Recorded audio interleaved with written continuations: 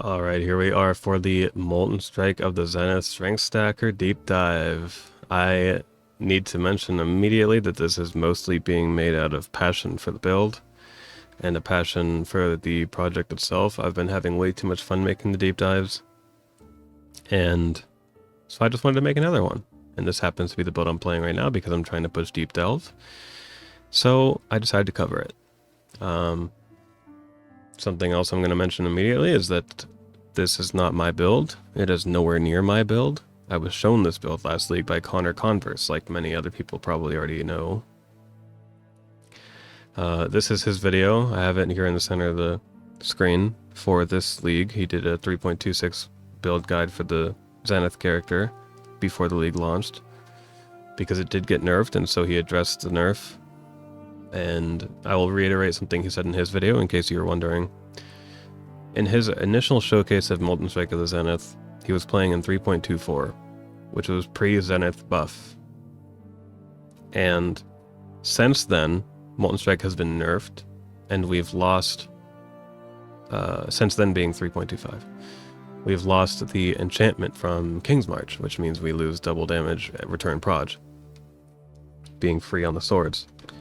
And so that's a pretty catastrophic nerf. However, if you watched the demonstration video that he made in 3.24, his character was extremely overpowered in that and it was an extremely good delver, and it was basically the same character that you would have made in 3.25 because of how the high budget it was. But the thing is, Molten Strike of the Zenith is still 25% stronger than it was in that video. So the build is still technically buffed from the point that it was initially brought up. So that's pretty cool. I'll also mention now, I really think you should go check this video out. The reason that I'm even making this when there's so much coverage that he's given the build is because the way that he presents it is just, it's slightly different than the way, well, it's pretty different than the way that I do mine. So I think there might be some merit in having a written form like this that you can refer to very easily with some timestamps and just kind of get the exact information you need right away. And it's also just something I wanted to do. So those are the two big reasons. But Connor is fantastic. If you don't need your handheld in any way, then his video is probably going to be better for you. So go ahead and please, even if you don't want to watch this video, just go, but you want to watch this one, or, you know, even play the build, go like his video. Go subscribe to that guy, because he's a goddamn legend. Okay? He's the softcore god, in my eyes. So there you go. All credit for the build goes to him, and in the little bottom right here, thank you for showing me the build, because it's been really fun, both leagues. Oh, also, any crafting related stuff that you want to see the process, go to this video. He has basically all the crafting stuff you need in the last portion of the video. So let's talk about the build. So this is a Juggernaut build, and it is best on Juggernaut, and trying to play on something else is kind of pointless, and we'll go over that later. Two-handed sword is required, because Molten Strike of the Zenith requires you to use a two-handed sword. So it's both... it's just bad. I mean, it's a downside. It's ultimately better to use a shield and one-handed weapon in this game now when you can. But Zenith doesn't allow you, so we're stuck. And then it is strength stacking, and there is a lot of things that are classic about strength stacking that haven't changed. One of those things, and probably the most important thing, is the replica Alberon Warpath boots. And this is the line here from the item that makes it so strong. It gives you all of your flat damage, and we'll go over that later. So let's just start with the things that I'm going to cover here, and then what I won't. And I'll start with what I won't, actually, because it's so short. What I won't cover is I won't cover the elemental damage Zenith, which is the lowest budget version, and it's like the League Star version, which you should probably play on Slayer. I don't know. I guess you'd want to play on Juggernaut because you don't want to re-level, but it technically will feel better on Slayer, I think, but I'm not going to go over that, whatever. That's something that Connor covers, I'm sure, so. And I also won't go over the crafting processes because he does, so I'm not going to repeat the content. He's more knowledgeable on it. Just go to his video if you want to see the crafts. Alright, so what I will cover is I will first discuss the disclaimers before you get deep into the build. Like, should you even play it, basically. You will want to watch that section if you are unsure. Then I will put up a video that is a showcase of my character in League, doing a few things. Then I'll cover the strengths and weaknesses of the build, so you know if it's good for the kind of content that you want to do, or like what you should, or what kind of content you should expect to be doing. Then I'm going to talk about the core mechanics of how the build actually functions. Then I'll talk about the gems and the links to the gems. Then I'll go over the gear, which will be the longest part of the video, as these always will be. Then I cover the passive tree with a video, a budget overview with a video, and then alternate setup with a video. And what I mean by alternate setup is a different skill gem setup that you can use for farming specific kind of contents that you don't want to be missing out on necessarily. So, and that does not include Abyss. This build will not, you will not have fun doing Abyss unless you don't mind manually clicking open the hordes, because you cannot get auto open on this build. Don't even bother trying. So here's the disclaimers.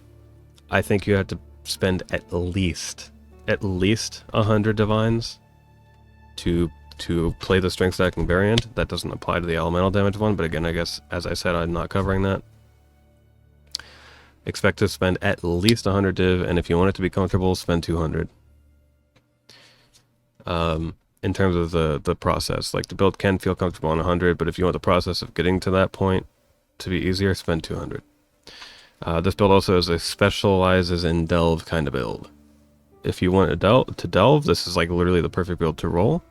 If you don't want to delve, you probably want to pick something else, just because it's not really that exceptional at most any other things. Like I said, with the Abyss, you can't really do that very well. You struggle on a lot of clear content like Breach or Legion, things like that. You can do it. It's just like not going to feel the best. It's not like you're not going to explode the screen. You're going to have delayed damage. It's just a slightly worse feeling. So it's a delve build. Just look at it like a delve build. But you can do all of the other content with it. It's just that it's not the best at some. Zenith procs can feel pretty clunky on lower budgets. Like if you're lower damage and your non-Zenith hits aren't killing stuff, it can feel kind of clunky, but it'll be okay. This build really rewards you spending money on it. Very similar to int stacking and armor stacking. The more money you're willing to put into it, the more reward you're going to get. Like, obviously, for any build that's the case, but like it's way more efficient on the high end than something like Peaconk of Bouncing or Volcanic Fissure of Snaking would be. It does not need Mage Blood. So actually, this build is very fine without Mage Blood. You don't need to wear it, which is a huge boon these days, especially for builds that I'm covering, because most of them are going to be Mage Blood builds. But it does not wear Headhunter. It feels like shit to wear a Headhunter. It really is hard to make room for the Headhunter. Like, if you're not going to wear a Mage Blood, then you're going to need some resistances on a lot of your belt, so yeah. Those are your disclaimers. This is the most important stuff to cover if you were thinking of whether or not to do it. Alright, here's the showcase for the build. I will be doing an Uber Eater. I will then follow that up with the Echo of Reverence, killing the Incarnation of Dread, and then I'll do a Delve node at the depth that is the lowest I'm at, which is like 720, so it's not the most impressive delving, but it'll get the job done for showing what the build does. But here is the Uber Eater.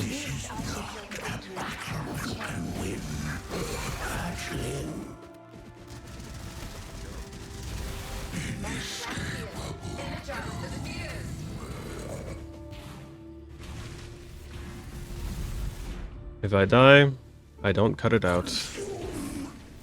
In honor of, once again, Connor. I like that he does that.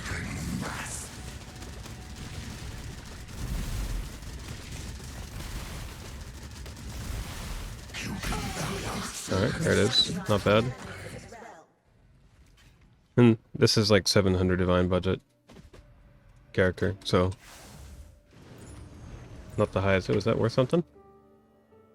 29? 2 divine. Wow, I'm rich. It only costs 5 divine to do that fight. And now we stand on the edge of a new tomorrow. A brighter future. A secure future for one and all. Nothing is secure within the reality. This boss basically just can't kill you on even this not perfect budget. I mean, he just can't kill you. Sorry for how boring it's going to be with the bugged phases and how he likes to RP. Frozen in time and space.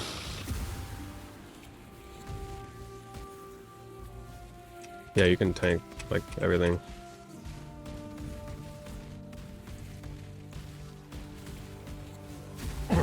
Her power is an illusion made real.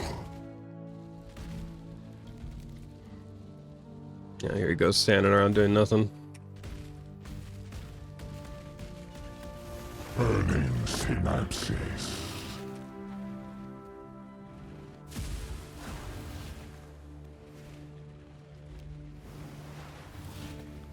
Did I hear Gold Flask, by the way? I think I did. Her power is an illusion made real.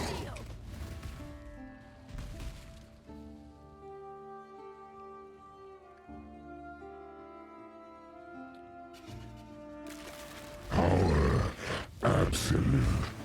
These ones deal chaos damage, so just to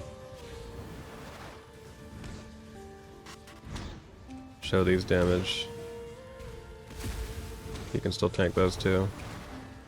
I'm chaos capped at 75, so it's not like perfect, but it's good. Her dread shall not be erased so easily.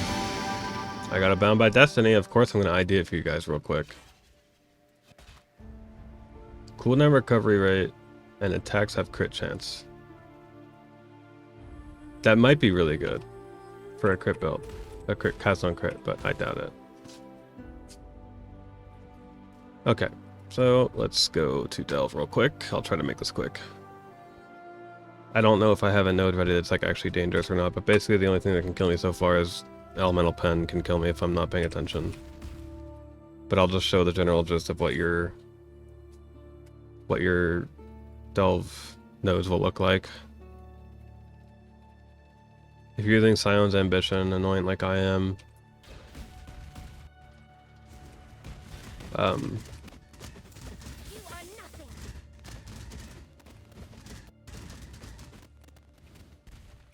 you can kind of stand in the middle of nodes. I also do Fractured Walls. Every time I start recording, every single time, I'm getting lag spikes. It's really annoying. I'm stuck. Oh my god, like this is so brutal. I just want good recordings. Okay, well just imagine it's not lagging.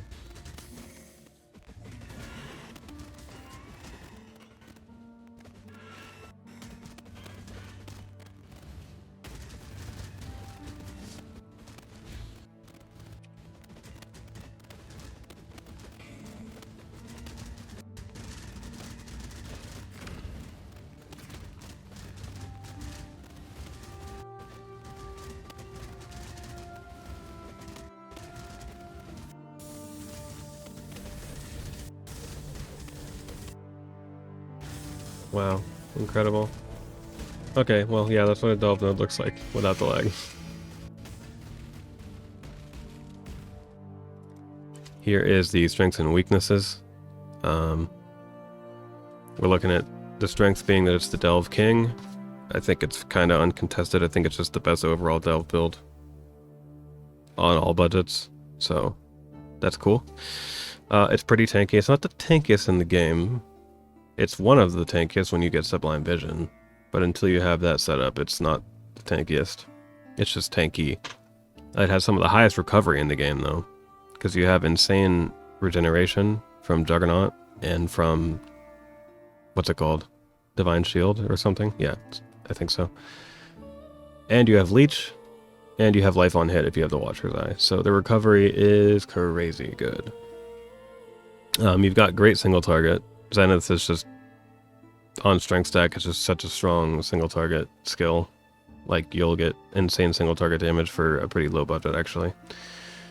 Another strength of it is that it's chaos damage, which is inherently kind of the best damage to deal. I think outside of this league, because this league obviously lightning damage is the best to be dealing, but normally chaos damage would be. Monsters naturally have less chaos resistance than other resistances, and you can also not have to worry about reflect, and you also don't have to worry about energy shield. You know, it's just kind of nice. It's pretty map mod friendly. It's not the most map mod friendly, but it's pretty good. Like, you don't want to run block, you really don't want to run like no regen or like less recovery, stuff like that. Like, it's really frustrating, but you can do it. So that's the thing, it's like you can do just about every mod. It can just be kind of uncomfortable with some of them. You have super fast movement though, which is actually a huge boon for me. I really like builds that can do that, and it's not movement speed, you're just leap slamming really, really fast. So that's always cool. It feels really good actually. And leap slam is giving you rage and fortify, so it feels good to be using it too.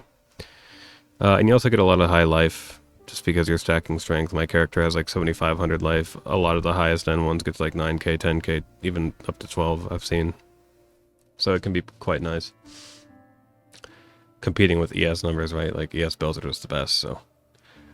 Then the weaknesses are, like I've already said before, the AoE clear. Like, there's certain things that the build will be worse at than others, which can be alleviated with one of the alternate setups I'll cover.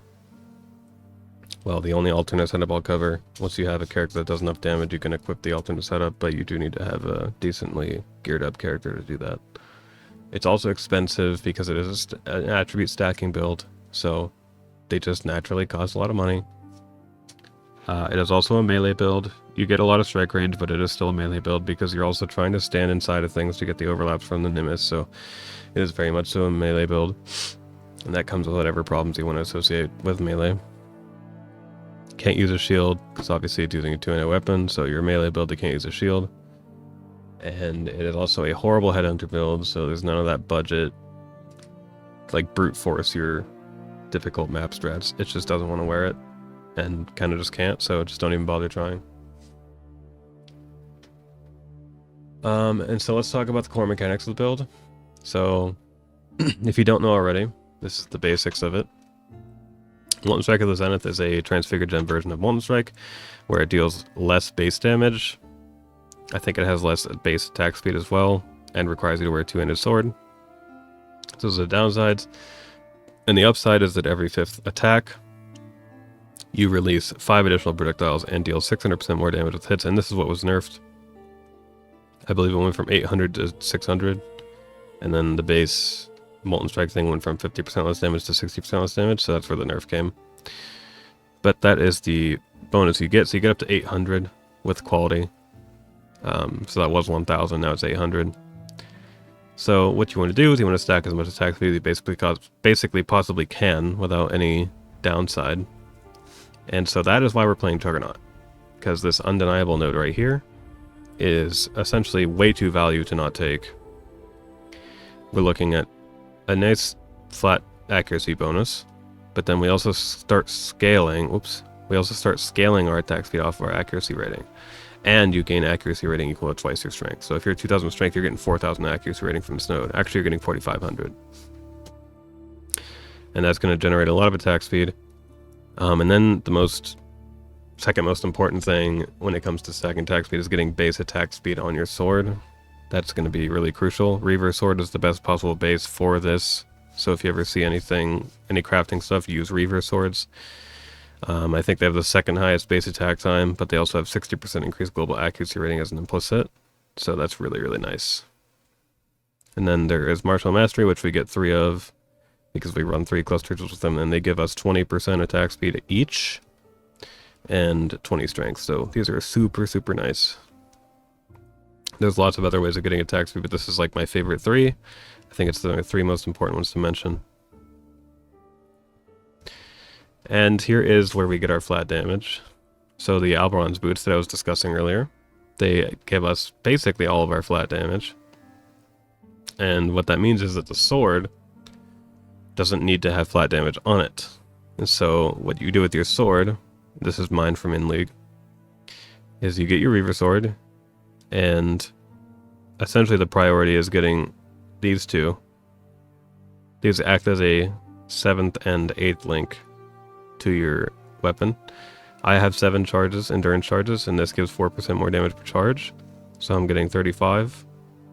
Okay. Ignore what I just said. So I'm getting 28% more damage from this link, and then 20% more from this. So that's nice, obviously. And then my sword has strength on it, and has a tier 1 veiled attack speed where you get 21%, so it takes to 185, which is quite good. And then I get 20% increase. This is not local, by the way, so it will not take this number up. It'll just be a generic 20% outside of this number. And then we're looking at Chaos Pen, which I think was a Shaper mod. I don't know, because I didn't craft this one. I don't remember. And then I crafted double damage while focused. So this one's quite good. Like I said, it's not. It's mostly about these 2 mods for when you're buying one of these, or making one of these. But yeah, that's what I use. You don't need any flat damage, so you get stuff like this. And here is like the other most important core mechanic. It's kind of like a holy trinity here. It's like you need your attack speed for your Zenith procs, and then you need your damage source with strength stacking, and then you need your increase. And this is what the increase is. Molten Strike projectiles do not benefit from melee damage increases, and that's really important to understand. So that when you're stacking strength bonus, which it's melee fizz damage that you get with strength naturally, so we don't care about the fizz damage obviously, but we also don't care about melee, because melee only applies to the first hit that Molten Strike does. It doesn't apply to the projectile damage.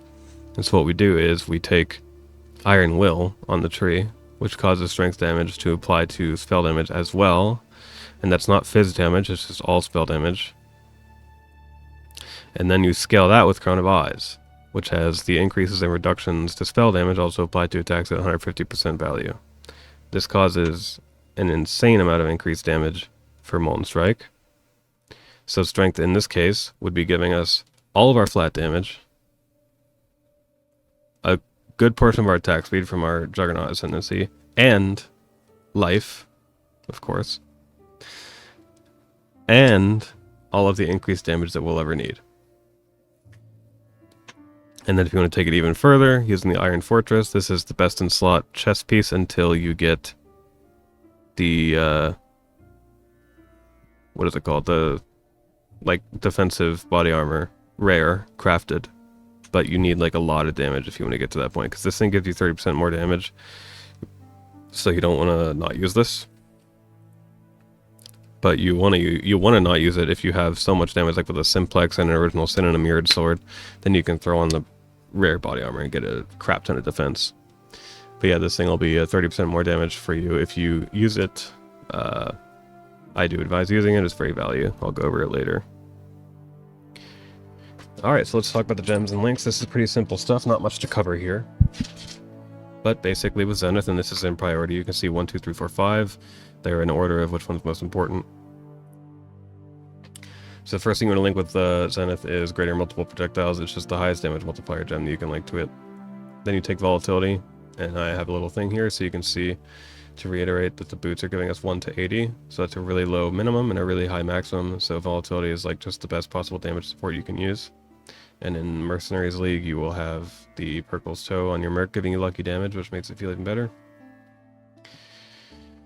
Then you want Void Manipulation. It's just the highest chaos damage multiplier / attack damage multiplier that we can use. And then you want to link Slower Projectiles, which end up being like something like a 50% more damage multiplier, because all of your Molten Strike projectiles will always overlap on the target you're hitting, which is really important. Because I think it's like half of them aren't overlapping on most targets if you're not using Slower Podge. And so if you make then half of them start doing it, then you're getting a lot more extra damage. Plus you have a more projectile damage modifier here. So, and then there's multi-strike. And I want to mention now, it's a kind of a complicated mechanic, but just to understand, the repeats of multi-strike do not count toward the proc of the Zenith gem.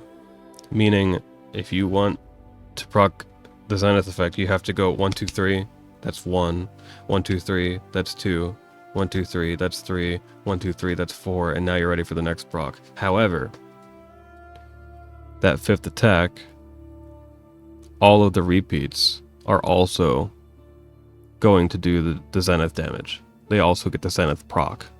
So you're not losing out on anything. You're actually gaining, just because of the way this works. But until you have like a crap ton of attack speed, it can feel somewhat clunky if you're using multi-strike. So if you just feel like that clunkiness, you can technically use something else instead of multi-strike, like life tap or something if you wanted to. And then lastly, on this page, I'll mention that there's 3 awakened gems that you can get. The first priority one to get is the Void Manipulation because it's really cheap. Then the second priority is the Awaken Greater Multiple Projectiles because it's the second cheapest. It's not cheap right now in League at all. It's the same price as Multi-Strike, but early in the League it was. It was like 40D, and that's like the normal price. And then obviously Awaken Multi-Strike is really solid on this build because again, that repeat, the extra repeat that you get is going to be another Zenith proc. So it's very, very good on this build. But it's also crazy expensive, so I think in order of price it just makes more sense to do that order. And then you have your Leap Slam, which is your movement skill. For this here, it's going to link faster attacks, of course. You link Fortify because you get some free Fortify. You link Rage to get some free Rage, and it also has increased attack speed if you have at least 10 Rage, which you usually do.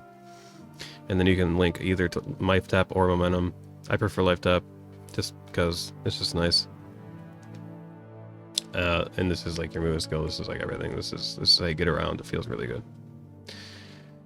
These are the auras that I use and like 90% of other people use. Purity of Elements, basically mandatory, because it's really hard to find elemental resist on the build because we're extremely suffix starved. Granted, every single item that we can craft, which is a very small amount, it's like 4 items, they need to have tier 1 strength on them.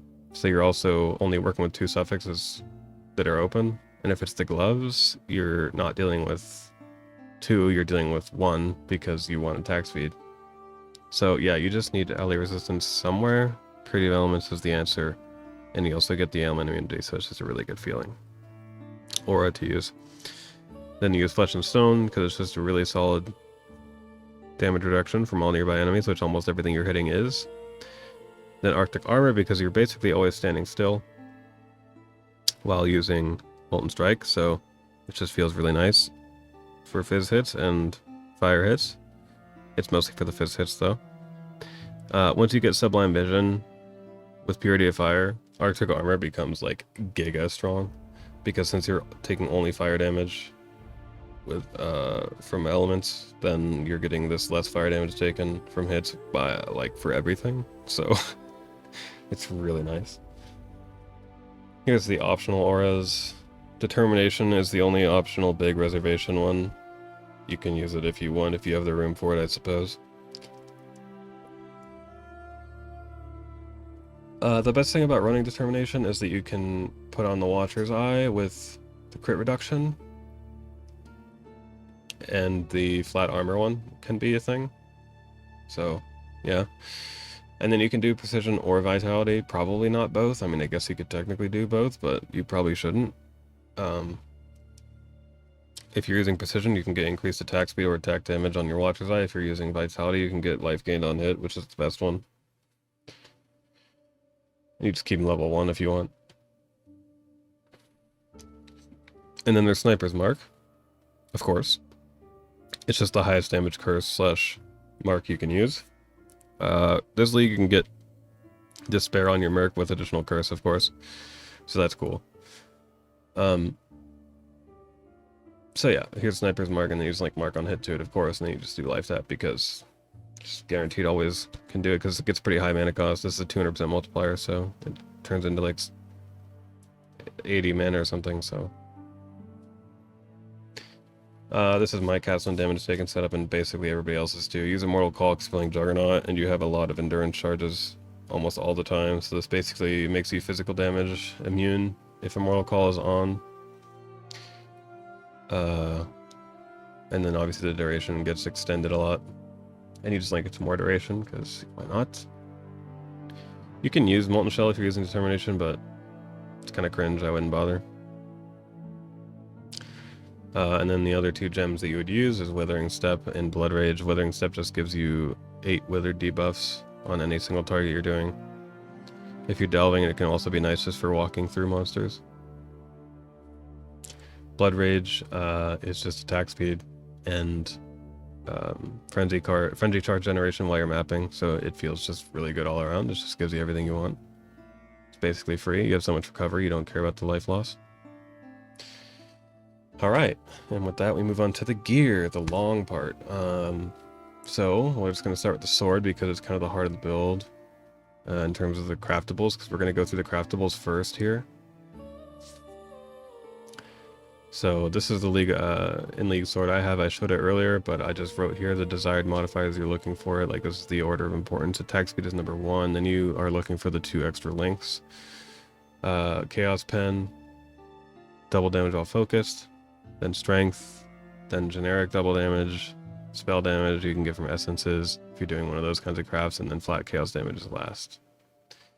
And again, I'll have a little note on every single one of these craftables here. If you want to see the crafting method for basically every single item that I cover in here, then go watch Connor's video that's linked in the description. It will have basically everything you're looking for. Then I'll move on to the amulet here. There's 2 options. You either use a synthesized amulet or you use the simplex amulets. Obviously, simplex amulets are very expensive. You can see the ones over here are 0.7 mirrors. And that kind of doesn't change. So synthesized amulet, here's mine for example. I've got tier 1 attributes, I've got tier 1 strength, I've got a high roll on intelligence, and I've got a good max life roll, and I've got the crafted no mana cost, or minus mana cost. I paid about 40D for mine. The desired modifiers you're looking for are basically desired modifiers that I have on my thing, except if you don't have the intelligence or the all attributes, for example, you could get chaos res, you could get elemental resistances, dexterity if you're really desperate, T1 res if you're really desperate and you don't have the money to spend.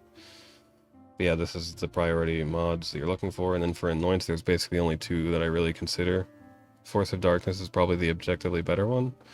It just gives you 15% Chaos Pen, which is just really good for damage. But then Scion's Ambition feels better for clear and for delve, if you ask me, because it just gives you a shit ton of strike range. So that's the amulet, nothing complicated really. The ring is probably the most complicated option, or like crafting thing here, because there's a few options. My ring in League is a cogwork ring, but you can choose between helical cogwork or coral with the coral. A synthesized ring with the strength percent implicit. It does not need to be a coral ring, just don't get bone rings or unset rings because they can roll minion or gem related modifiers, so it dilutes the pool and makes it harder to roll what you want. Best is probably helical. Obviously everyone knows that base is kind of expensive, and it will be more expensive to craft that one, I think, because you're just working with less room. And you only get 1 prefix, so you can't have both the minus mana cost and the max life. You don't need the minus mana cost, but I find it kind of nice. And then once again, I just have all your desired mods over here that are all in order. It's basically the exact same as the amulet. It's not really any difference. But I will just mention now that the one that I got, to elaborate on why it is the way it is, I wanted the Chaos Res, and I wanted the all resistances, because when I swap to Original Sin, I don't want to lose any attributes. So that's the thinking for my ring. I think I paid 80D for mine. There was one cheaper for 60, but he didn't respond. It was actually better, but yeah, unlucky. Here's the gloves. These are very simple. You just want to get some kind of gloves, probably an armor base, because it is the best. And you want to get either, you can do fractured attack speed, fractured strength, and if you really wanted, you could do fractured chaos res, but I would try to do fractured attack speed or strength, and then you can just use the essence that is the other one that you don't have. So if you have attack speed fracture like I do, then you would use the essence of rage and use the strength to roll your item until you either have whatever useful suffix you want, whether that's chaos res like in my case, or if it's like something else, like if you have a hybrid base, you could get int. If you have a hybrid with dex, you could get dex. You know, whatever you want. Or alternatively, you can leave the suffix open and then try to Veiled Orb. Suffixes can't be changed, Veiled Orb, and try to get the veiled mod that's increased attack speed while focused, because that mod is really, really good for damage, because it gives like up to 50%, so it's super strong. And then, yeah, you just suffixes can't be changed, reforge life until you get the life you want, and you can endlessly do this because you can always just use the Eldritch currencies to remove a prefix guaranteed, and then just keep doing the thing over and over again. It can be expensive if you get unlucky, of course, but yeah, the gloves are simple to craft, they're not very complicated. As for the implicits, though, yeah, you want increased damage per 100 strength, obviously, and then you want an additional strike enemy, an additional strike target for your strike skills. And if you decided that you wanted to elevate one of the two, they both cost the same to do that. I think they need to be exquisite before they go to 2 or 4. The increased damage will go to 4, and the strike targets will go to 2 from 1. You can get them both to 4 and 2, I think, but it's really expensive. But yeah, if you're going to pick one, do the additional target. It's just better. Yeah, and then all of the desired mods as usual. And I think this is the last craftable gear, which is the belt. And this is obviously if you don't have Mage Blood. You would again just buy a synthesized base, and you follow the same rules as all the other craftable items here. I found this one on trade as a crafted example. It has strength and tier 1 life, tier 1 chaos res. I think that's tier 1 chaos res, and the percent strength implicit. So it's probably only worth like 30D in my eyes, but he has it listed for 50. Here's your list of desired mods. Very, very similar to the amulet and ring, and then obviously Mage Blood is best in slot. So if you can afford it, you should wear it. And that's the end of the craftables.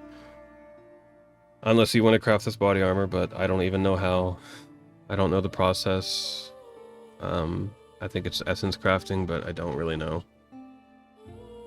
But yeah, so the body armor is the Iron Fortress, and we went over it earlier, but I'll just quickly mention that it also gives you a shit ton of attack block. And since we're using a two-handed sword, we don't have any other source for that, so it is kind of nice. It's a nice little cute defensive layer.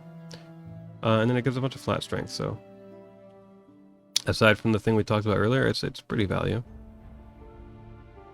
And then this is the once you can make up for the 30% damage loss of taking off the Iron Fortress, that's when you equip something like this, and your effective or your max hits go up a lot. And this Arctic armor buff effect works a lot more when you have the Sublime Vision. So it's basically like once you have four mirrors to put into swapping off of Iron Fortress, then you get like giga strong. And then obviously for the boots, you're just wearing replica Alberons. They're the quintessential strength stacking boots. There is no option otherwise. They give you all your flat damage, and they give you a nice chunk of increased strength. And on top of that, they can give you, if you want to spend a lot of money, +1 endurance charges for an implicit. I think there's other ones, like you could get movement speed or like max life or something, I'm sure, but I don't really think it's worth the money. Crown of Eyes, went over it earlier. I went over everything about it, basically. But I will mention now that the energy shield is kind of nice because we take Divine Shield on the tree, so it's kind of cute. The accuracy rating is obviously nice for the attack speed, and then you get some leech too, so it's kind of cute. And if you want to look for implicit modifiers on this one, the best one is the reservation multiplier because you don't need to take any reservation efficiency on the tree. Aside from that, just, you know, if you want to get one, you get one, but none of them are fantastic. Nimbus is also a mandatory item. This is the only place I really knew to fit it in, so I'll just put it in here, yeah. This item is basically your most important gem link. Like, if you don't have this, you're not dealing the damage you should. And luckily this league it's only like 40D, but in a normal league it's been like 120 plus. So you can expect this to be expensive. Unless the meta doesn't change, then you shouldn't expect it to be too expensive. But yeah, this is like, I have to consider this a mandatory item because like I consider greater multiple projectiles a mandatory link for your Zenith, and this is stronger than GMP, so I guess I consider this item mandatory. So yeah, just keep this item in mind when you're making the character. But I do want to quickly mention, I wrote it here. This is more than double damage. Now, if it's like strictly single target, just one guy is all you're hitting, then it's double damage, which is already you don't need more incentive to wear it than that. But if there's more than one guy that you're hitting, and you're standing on top of your primary target, all of the additional strike targets spawn their own projectiles, and those projectiles also return to you, which means each one of those extra strike targets is giving you essentially 50% more damage, because you're getting half of the damage you're dealing to those guys put back onto the target that you're hitting. So it is more than 50% or more than double in the right circumstances, like Delve. And now I'll work on the jewels and the tree. So for large cluster jewels, I went over these earlier, but these are the three notables that you want to look for. These are currently 6 divine per cluster. This is their normal price. These are insanely strong. They're better than 1 passive voices. So please do use as many of these as you can, which I think the max is 3. So just go for 3 as soon as possible. Lethal Pride is insanely strong because, first of all, it just gives you a bunch of flat strength by equipping it. But you can also find notables like % increased strength, % chance to deal double damage, % increased max life, reduced crit damage taken. Any of the other bonuses that it can give you are kind of whatever, but those ones are really good. I suggest looking for a 2% or 2 notables with the % increased strength for a 10%. And then trying to get like 1 or 2 of the other useful ones. You can do that for like 5 divines. If you want to get 3 of the % increased strength, you're looking at spending at least 20. And if you want to get 4, yeah, you'll just find out. And if you're using Sublime Vision, you'll want to get one with Rockiana on it, because you want to use the Tempered by Soul keystone that you can only get from the Rockiana Lethal Pride. And then you have split personalities. These are simple. I don't really need to explain them very much. You either want the one that has 5 to strength and 5 to int, or you want the 5 to strength and 5 to life. The choice is just based on whether you have the intelligence requirements or not on your character, because you do need like 170 or something. Then there's the Watcher's Eye and the useful modifiers. I don't really count any of the other modifiers that aren't on this list to be useful. Number 1 is definitely the life gained on hit with Vitality. It just feels really good.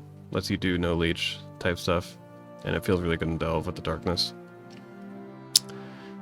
Increased chaos resistance with Purity of Elements is super nice because this gives you so much chaos res, and you're running Purity of Elements. So then there's the attack speed and attack damage from precision. Reduced crit from determination if you're running determination, and same with base armor. So those are the useful ones to me. I personally think the best combo is life gain on hit and chaos damage or chaos resistance. Those are my 2 favorite to bet together. And then here's the miscellaneous unique jewels: Emperor's Mastery and Might. For obvious reasons, Might is not actually that good. It's outshined by really well rolled rare jewels that are about the same price. So Emperor's Might is only good if the price is pretty good. Emperor's Mastery costs like 40 to 50 D, so it's pretty expensive, but it is really solid. And then for Forbidden Flame and Flesh, there's not any truly inspiring combos. The one I use is Unrelenting, because first of all, it's 2 divine for both of them, so like very cheap and easy, and I just like the additional damage reduction. It's pretty solid. You could do Aspect of the Carnage for 40% more damage. I'm sure they're expensive. And then you could go Unyielding if you really wanted to for some reason, just like scale your damage slightly. It's not a lot of damage, but it is there. And there might be some combo that I'm forgetting, but that's the ones I thought of. And then we were looking at small clusters. These are not mandatory, but I really like them. You can get these small clusters with max life on them, and you can roll Wall of Muscle, which is the reason you would do this, which that gives you 5% increased strength, which is awesome, plus max life. Something that's important to mention is that percent max life is actually super valuable in this character, because your strength doesn't scale your percent max life, it scales your flat. So percent max life goes a long way on this character, on any strength stacker. So if you get like increased effective small passives, with some strength or like some all res, this jewel is just like so efficient. It's awesome. I highly recommend doing this if you have the money. They're actually kind of expensive.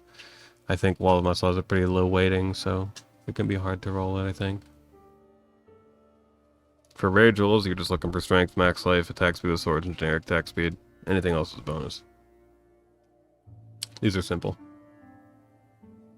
Alright, and then for the passive tree, I'll just play this video that's recorded of in-game my passive tree and kind of goes over that. Okay, and this will be the passive tree segment where I'm just going to go through my passive tree because I think this is pretty much the most optimized tree. I see all of the highest level and most geared on Pee-wee Ninja basically doing this tree. There's like one thing on this tree that I do that other people don't, and it's just because I'm kind of experimenting, so... Anyhow, you come out here. You grab the strength. You just take the quickest way out, as most builds do. You get some strength and life regen here, and most importantly, you get a couple life things here. This one's extremely value, because it also gives some strength, so just a really nice value node. Then you take a jewel socket here, and this pathing matters a lot for our split personalities, but we'll get there. That's at the actual end of the tree. So you come up here, you grab this very value constitution wheel. If you're wearing Iron Fortress, you can take... I'm using skills cost life instead of 15% mana cost. This is not required. There's two reasons I'm using it. Number one is it lowers mana cost, which just kind of feels nice sometimes, you know, it's whatever. But then also it's like giving me my glove craft uptime a little bit more. Still a tiny bit more, not a lot, but it is there because I'm slowly like just losing life as I'm attacking, so every once in a while hits have the bonus damage. Yeah, you get it. Then you use Iron Will, which is mandatory. It's important for me to just mention now and reiterate that melee physical damage, even if we were dealing physical damage, the projectiles of Molten Strike will not scale from that because it says melee damage. So the melee hit of Molten Strike would count, but the projectile hits will not. And so, something you can do to alleviate that is take the strength damage bonus applying to spell damage as well. And that doesn't mean melee fizz anything, it just means the damage bonus is being applied to spell damage, period. And you're taking Crown of Eyes and using that spell damage to apply to our attacks, and it's generic attacks, which means it works with projectiles of Molten Strike at 100% of that value, 150% of that value, so it's 50% better. And then you're also using Iron Fortress, if you're wearing it, to scale another... It goes from 1% melee fizz damage per 5 strength to 3% per 10 strength, so that's a 50% bonus. But that 50% bonus is increased even further by the Crown of Eyes applying it at 150%. So there's some really, really nice synergies going on here that is a huge portion of your damage, which I will just demonstrate really quickly. My auras are all off, so it doesn't matter if I take the helmet off. The tooltip DPS without auras and stuff on is 665. If I unequip the Crown of Eyes by itself, that goes down to 179. So as you can see, it's over triple damage. And going from 665, take the Iron Fortress off, and I go down to 429. So that's like about almost a third of my damage from wearing the body armor. It's a 30%. The body armor is a 30% multiplier if you have about 2,000 strength or more. So just keep that in mind. That is the thing I went over at the beginning of the video, and this is a perfect little illustration of it, I suppose. Take another jewel socket here, come across. I'll cover this part because it's short. You take Divine Shield because you're always mitigating quite a bit, and you have a little bit of energy shield if wearing Crown of Eyes. If you have the rare crafted body armor on, you have a lot more energy shield, and this becomes a lot more value. Endurance charge and jewel socket up here. You're playing Jug, so you have a lot of endurance charges, and they do a lot for you. Take the cluster jewel here with the two jewel sockets up there. Life here. And if you're wearing Iron Fortress, you can take the 15% increased max life if there's no life modifiers on equipped body armor, because there is none on this, so that's always nice. Probably the most useful mastery in the entire game, I swear. Another endurance charge here with another jewel socket here. Take the armor nodes here, and you can choose between crit reduction or 1 armor per 20 strength. They're both useful, so you just take whatever you want. I use Rage on melee hit. You don't have to, but I do. It just keeps it sustained. Obviously, you take the Strength wheel with 5% increased attributes. That's just obvious. I take Life here. Some people don't. Another cluster tool here with the 2 small clusters that I use. Then you come up here, a little bit here. You get your life nodes. Endurance charge, frenzy charge. Mostly the reason you take the frenzy charge is because you want another lethal pride possibility. That's the #1 reason. It's useful, but it's just not the most efficient thing you could do. But it becomes the most efficient thing you could do because of lethal pride. Alright, and then so we go over here. This stops here. We come up here. We grab this node, Master of the Arena, which is just some strike range, regen, and some strength. The melee phys damage doesn't do anything. Then you take the evasion, armor, and life. We benefit from the armor and the life. There is no evasion.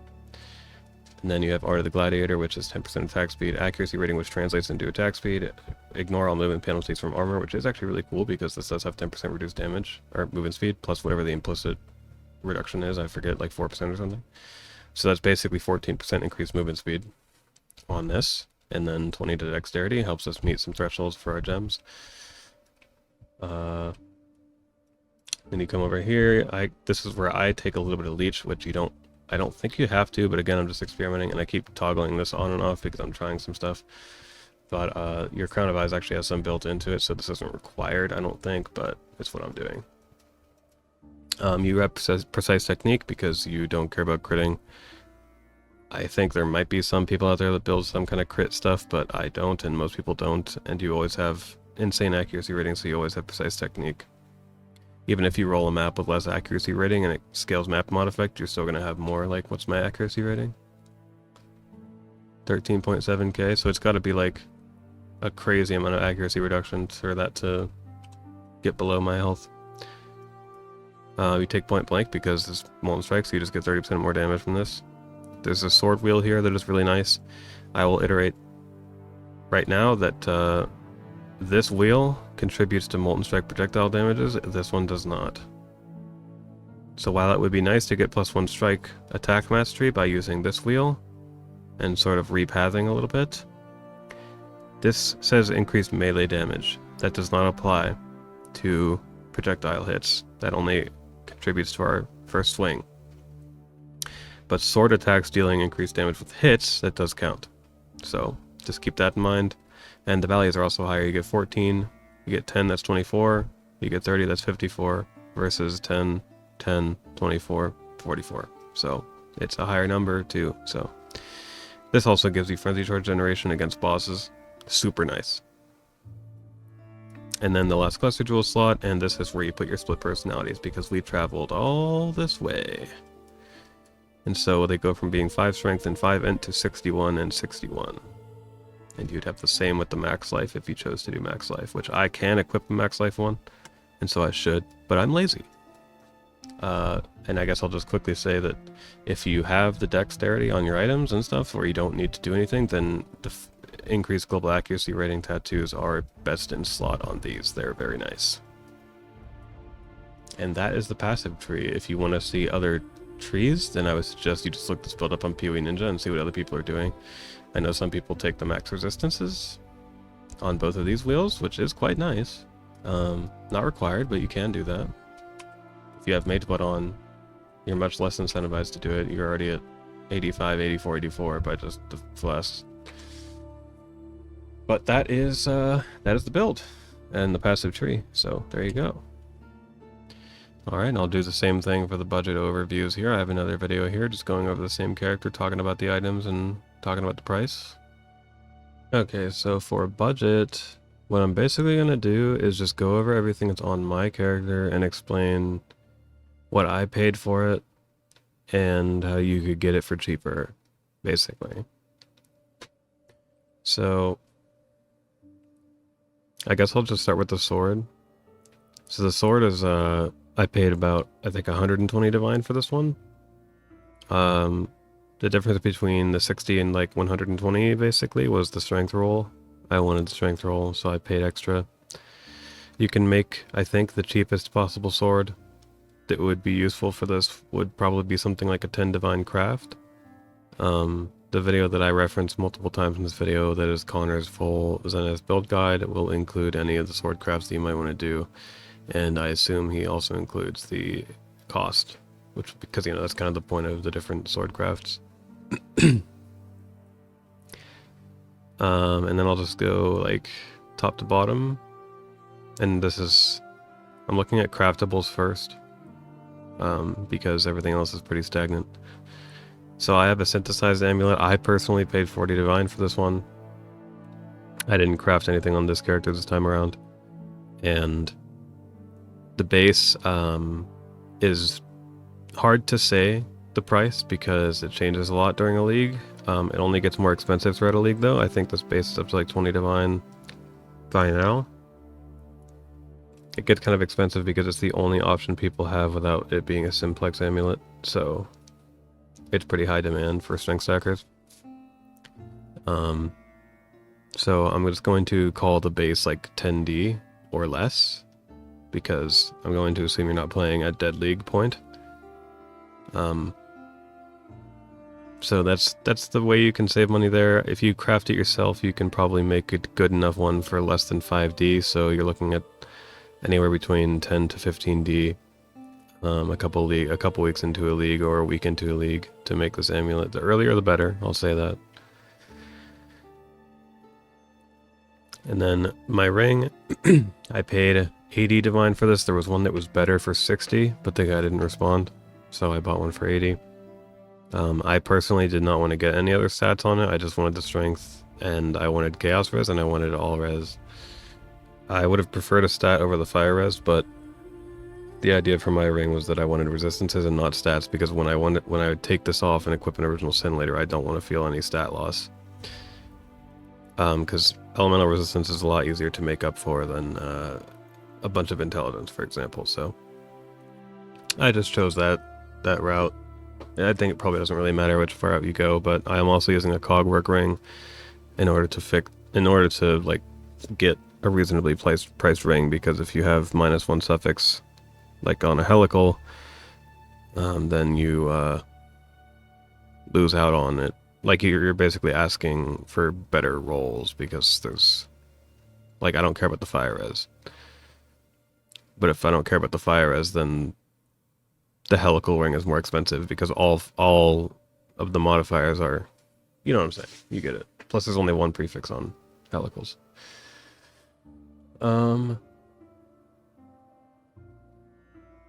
Yeah, for these things, you know, helical's is going to be the most expensive.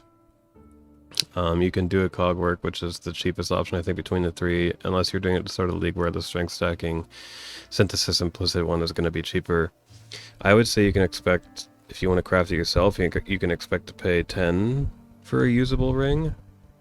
Usable meaning like tier 1 strength with at least one of the other really useful tier 1 modifier suffix, and then some life roll. Yeah, something like that. These are the two most expensive things to craft yourself, probably. Then we move on to the gloves. My gloves, I think I only paid like 20D for these.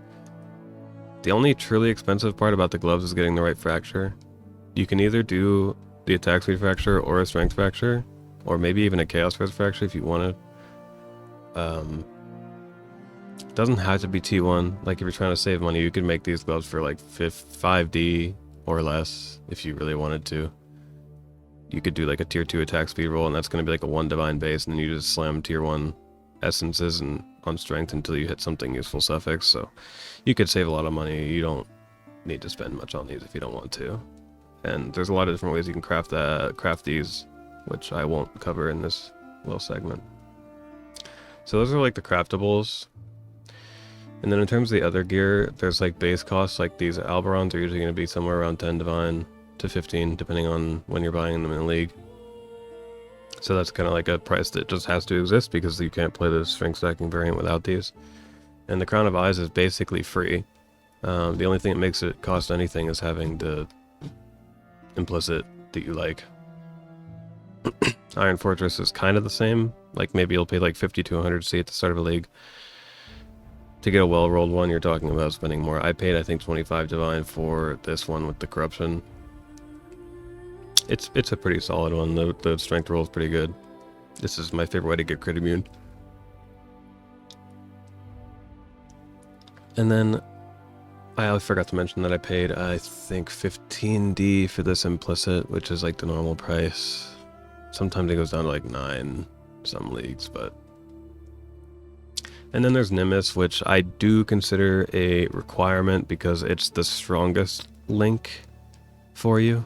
This is the most powerful, essentially, support gem link that you have for your Molten Strike, so I do think it's mandatory. Like, if I'm going to call Greater Multiple Projectiles mandatory, which I do, then I also have to call Nimbus mandatory. So, this one's dependent on the league. Like, last league, this would have been really expensive, like 120D or something. But this league, 40, is very much so within the realm of budget. So, all in all of this gear, just on the character itself. Oh, I forgot to mention the belt. Okay, the belt. Obviously, I've made blood, that's 200D, we don't care about that. But if you want to craft one, the base is usually pretty free at the start of a league. It gets more expensive as it goes on. Maybe expect to pay 5 to 10D crafting a really good one at the start of a league. Yeah, something around there. Doesn't have to be perfect. Could even be like just some weird Stygian vise for the time being.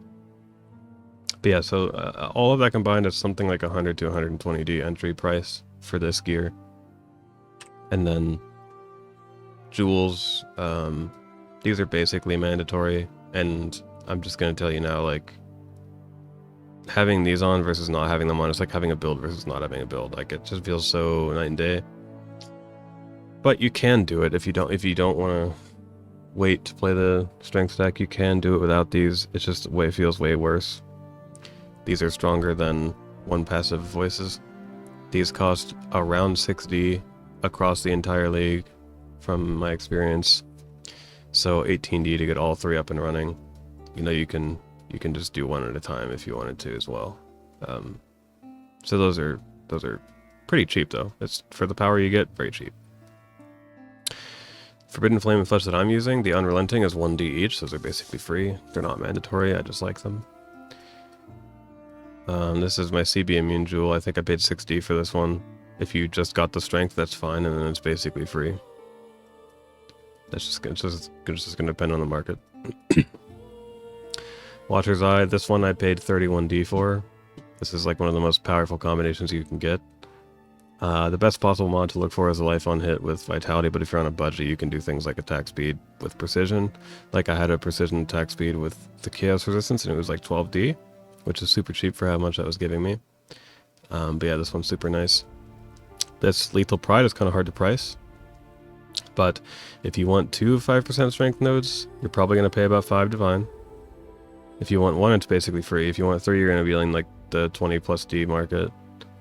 In my case, I got one for 5 that has 2 strength nodes, had a little bit of armor, but it also has 5% DD, 4% life, and 10% crit reduction. So this one's quite good. For 5D, that's quite solid. Split personalities, these are usually pretty cheap. The strength int ones I think are the highest priced ones, and right now they're only 2D each, and they've been 2D each for like the entire league. And then the life and max life, or the strength and max life ones are 1D, and I think they've been 1D for the entire league, so again, pretty budget. And then obviously there's Emperor's Mastery and Might, which Might is somewhat free at like 5 to 6 divine. I think it's worth more at the starter leagues though. And Emperor's Mastery is 40 to 50, kind of floats there every league. These are both not mandatory, but Emperor's Mastery feels really good. Emperor's Might is outshined by a perfect rare jewel. Just keep that in mind. This is not best in slot. You could probably spend that 60 on a rare jewel, which I probably should, just to be more efficient. And then last thing I guess I'll cover is just the flasks. Progenesis is the only expensive flask that you'll ever wear. Like you could argue Dying Sun is something you could equip, but I don't think it's worth the price, because that item just keeps getting more expensive each league. It does start cheaper though, so if you got it at the start of the league, that's better. There's an argument for if you wanted to clear maps a lot faster with Original Sin equipped, then you could use the Aureus End flask, but this is the only really useful unique flask that you can use. You know, obviously Bottled Faith will give you some amount of more damage, but I would just use probably a life flask until your character is like super strong and has percent assist. And then all the other flasks, again, the others kind of up to you. And if you're doing the elemental build, which I'm not going to cover at all except for this one remark, if you're using the elemental build of Zenith, like you're on a super budget or you league started Zenith, then obviously you'd use a prismatic tincture. So that is the budget portion of the video. There isn't much else for me to explain. This budget stuff has been covered very well by Connor Converse, so if you want more budget coverage, go check his stuff out. All of the stuff from previous leagues does apply to the current Molten Strike, other than the enchantments that you get from the King's March that you got last league doesn't exist anymore. That's the one change. And then also because of that, you have to wear Nimbus, which means anything that was not including Nimbus, forget it. So there you go. And lastly, I'll show the alternate setup that I discovered and came up with for farming what I personally like to do, breaching. So there you go. Alright, so as for the alternate setup, the only thing I do for this is I take Lightning Strike of Arcing, replace Molten Strike of the Zenith with this, take Behead support, and replace what would be slower projectiles I have life tip on because I'm experimenting. And then on the passive tree, the only difference I make is I take off these life nodes, and I take these for projectile speed, damage, and 20 strength. Normally you don't want this because you don't want projectile speed. And then the scarabs I will use for this is 2 breach scarabs, 2 risk scarabs, and wisps. I'll show the tree quickly. It's just breach with map mod effect, scarab blocking, more breach, breach up here, altars, map mod, yeah.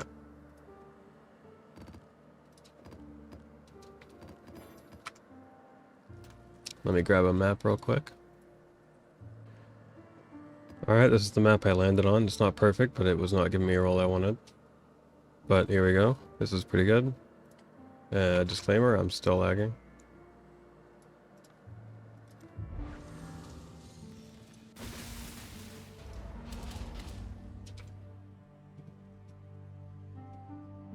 Your sanity is not promised to you here. Alright, here's what we rolled. Nothing bad for the build, so that's cool.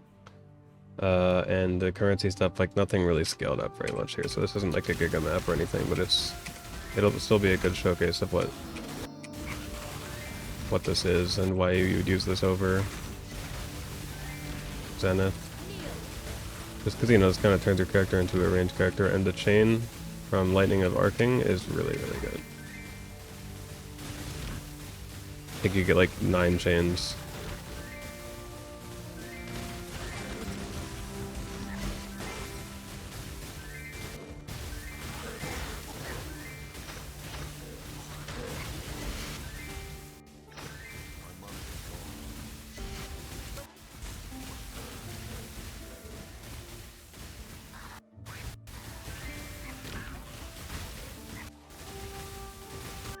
Yep, this lag is unbearable. Thank God I'm working right now on the video instead of playing, because I would not want to play.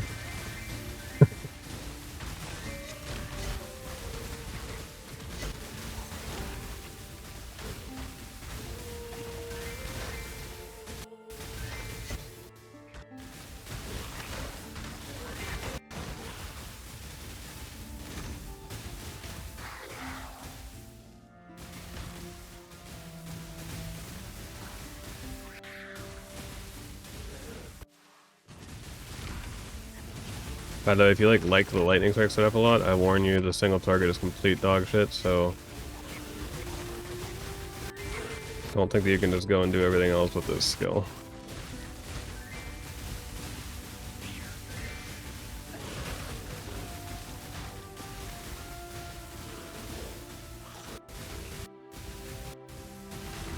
I just tried to leap slam for like 3 seconds straight, the lag said no. guys the new lag on, or pause on lag feature, which is literally just bad. I can't believe it didn't get playsetted at all or something, because it's literally just horrible. Just makes lagging worse.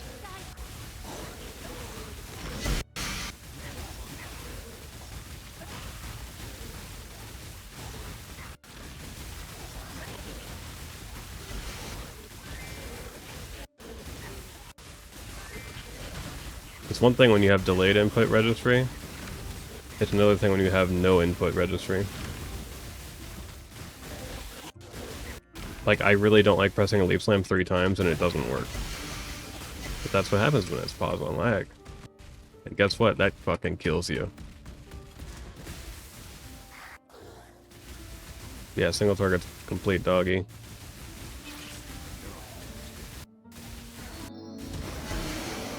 And yeah, lag makes this look so cringe, so sorry about that, but yeah, there's your alternate setup. Very simple. Surely it can be iterated on and made better, but yeah. I just realized that I didn't make a mercenary section in the video, so I'll just go over the merc that I'm using really quick. It's nothing crazy. There's probably better tech out there that I don't know about, like as per usual. It's my disclaimer here. I'm using a kineticist, just so I can equip whatever I want, and also she gives me haste, which is cool. Because, you know, attack speed. I don't know if Inspiring Cry really does anything, but it's there. And then I have 2 additional curses because she has elemental weakness, so I don't have the perfect merc yet, because I want her to not have this, because I have Despair on my gloves with her, which, by the way, these gloves give some withered on hit, so I don't know how much she's actually doing, but it's probably a little bit. And then, yeah, additional curse on the boots, additional curse on the ring, and then I'm using Garb. Doesn't really do that much, but it makes her crit immune. And, like, I have 10% crit damage taken, so, like, technically it does something there, but that's all it's really doing. And keeping her alive because of divine charges, of course. I have this helmet with the elevated chaos res minus, so it's minus 12 chaos res for enemies if she's near. Perkle Stow for lucky damage, of course. Scaling the haste effect with the anoint. I have this on for endurance charges more consistently, just because sometimes you don't always have them. And then I guess some aura effect too. Then I use Calm Binding just to convert some enemy fizz to fire. And her ring is just a bunch of resistances. And her wand just a bunch of attack speed. So that's all it is.